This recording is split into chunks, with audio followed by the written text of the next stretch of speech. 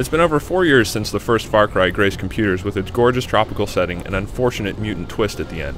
Since then, there have been a number of console spin-offs, but nothing could be called a proper sequel. Far Cry 2 changes this finally, and you can rest easy, there are no Trigens. Far Cry 2 is kind of an oddity because it is a sequel in name only. It does not continue the story of Jack Carver, there are no crazy feral powers, and the game no longer takes place on a tropical island. The gameplay entirely focuses on gunplay, and this stripped-down approach is actually refreshing. There are no gimmicks to worry about. This game is about placing you in a wide-open world where you can do what you want. Well, at least that's what the back of the box says. The reality is a little more complicated. On one hand, you have this truly massive open world set in an unnamed African country. You are placed in this sectarian struggle between two factions and tasked to kill a mysterious arms dealer named the Jackal. The story isn't all that thrilling, but it does get a little interesting later on, especially when you start making choices that affect how things play out by determining who lives and who dies.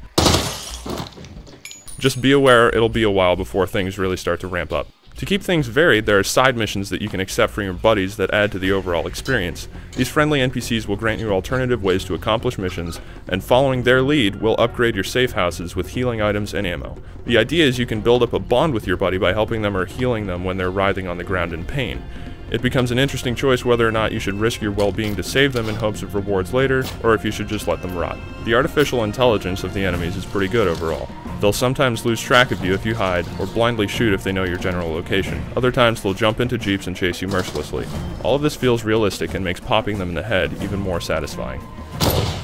There are problems, though. Sometimes an enemy will see his friend's head burst like a piñata next to him and not react in any way, or soldiers will just stand idle while being shot. These are not exactly new problems in the FPS genre or in open world games in general, but it sticks out a little more because the rest of the AI is generally solid. In terms of graphics, this game is quite pretty. The graphics aren't as good on the console, but it really shines on PC. The lighting effects, fire effects, weather effects, and terrain are all excellent. You don't need a supercomputer of Crysis proportions. We had good results on a few different rigs. The fire effects aren't just pretty, but can also be used tactically, as enemies will shy away from a blaze. One of the main issues I have is that the enemies aren't very varied. This makes sense given the open world nature of the game, but you don't get the feeling of progression that you would in a more linear game. Normally you'd shoot a grunt and then work your way up the food chain to armor-clad special ops guy or something like that, but there's none of that in this game. Hence, if you don't experiment with a lot of the guns, then fights can get pretty repetitive.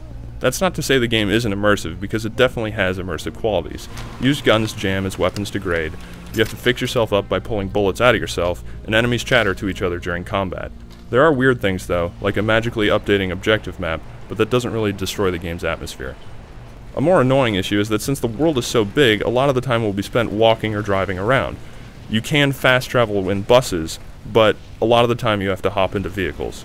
And this won't be that big a deal to anyone who, say, played an MMO, but the vehicles just don't have that much of a feel to them, and it's easy to get hung up on rocks or delayed by guard posts that you frequently pass by.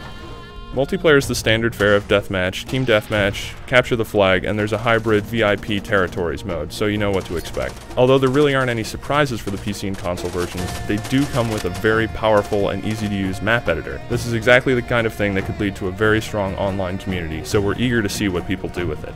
Far Cry 2 may have very little to do with Far Cry, but it's still an excellent game. It will take you somewhere around 25 hours for the single player, it's challenging, and it's fun. People were wondering if the Far Cry series would be completely overshadowed by Crysis, but that is definitely not the case here.